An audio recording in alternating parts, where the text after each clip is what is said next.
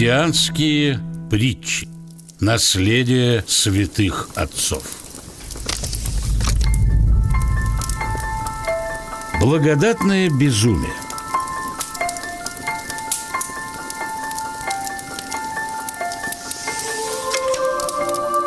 Однажды, по обычаю того времени, некоторые из христиан пришли судиться пред епископом своим. Сокрушаясь о несогласии между христианами по причине незаслуживающей внимания христиан, епископ представился юродивым пред пришедшим к нему собранием.